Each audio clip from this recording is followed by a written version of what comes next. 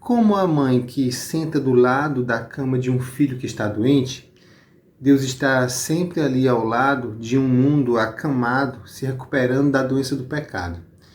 E Deus escolheu Abraão para, através dele, testemunhar ao mundo visível e invisível que estaria sempre por perto, cuidando desse problema até sua completa resolução. É sobre esse cuidado, essa aliança entre Deus e os bons representantes da humanidade que iremos estudar hoje.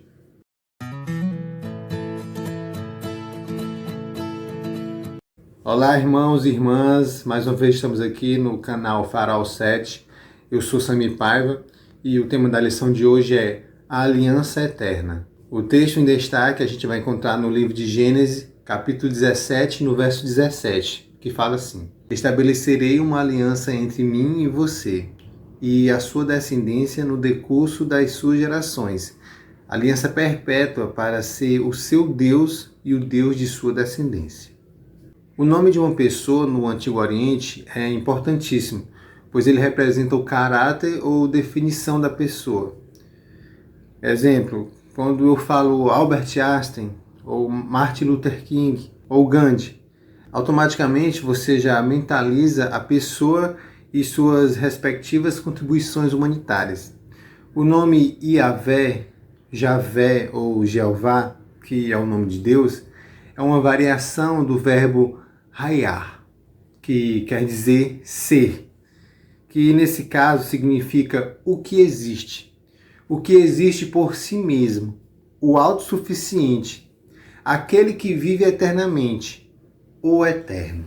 Os atributos divinos enfatizados por esse nome são de autoexistência e fidelidade.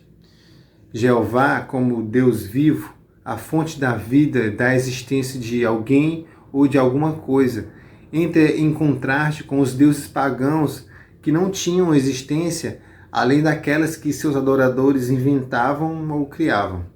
O próprio Deus explicou o significado de seu nome em Êxodo 3, no verso 14.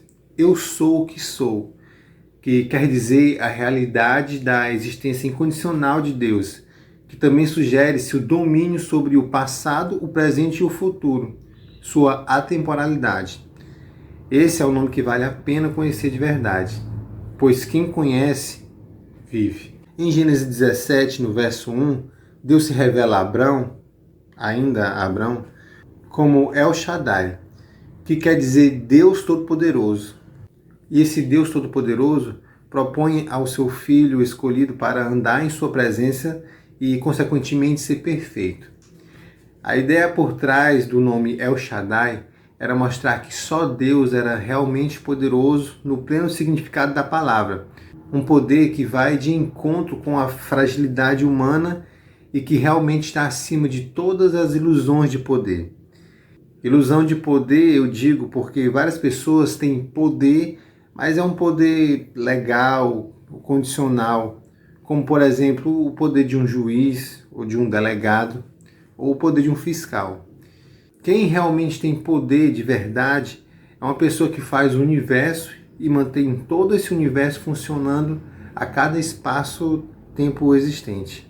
Ilusão de poder se entende também como o poder de escravizar almas do diabo e seus demônios.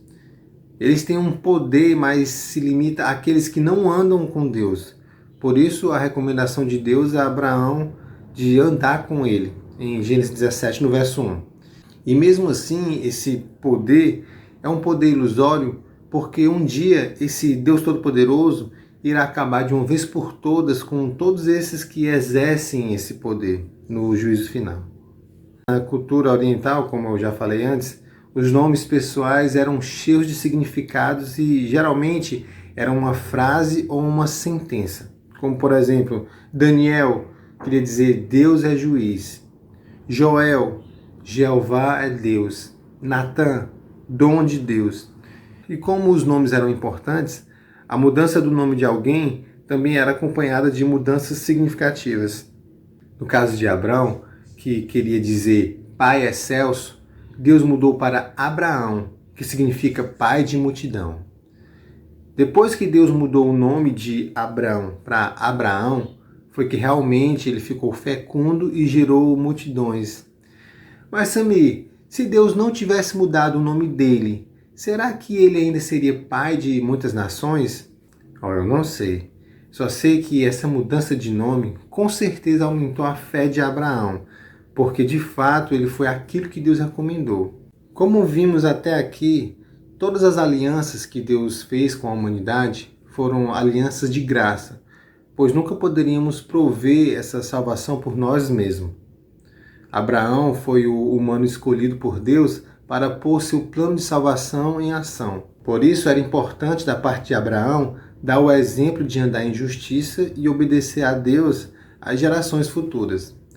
E quando lemos Gênesis 18, no verso 19, onde diz: porque eu o escolhi para que ordene aos seus filhos e à sua casa depois dele, a fim de que guardem o caminho do Senhor e pratiquem a justiça e o juízo, para que o Senhor faça vir sobre Abraão o que lhe prometeu. Entendemos que a obediência é fundamental para que as promessas que Deus tem para a nossa salvação se realizem. Seja bem sincero comigo e me diga algum caso semelhante onde era preciso desobedecer para vencer. Realmente não existe. A própria lógica moral e ética do ser humano comprova isso. Não dá para escolher o caminho do bem e ficar beliscando as coisas do mal. O exemplo de Abraão também fala disso. Nós cristãos dessa geração precisamos ser constantes em nossas decisões e em nosso comportamento. A cada dia que passa, temos que evidenciar nossa decisão para o bem, a ponto de ficar bem explícito, a ponto de nosso testemunho ser o nosso próprio ato. Como o exemplo de Abraão, ele não disse que ia obedecer, ele foi lá e fez.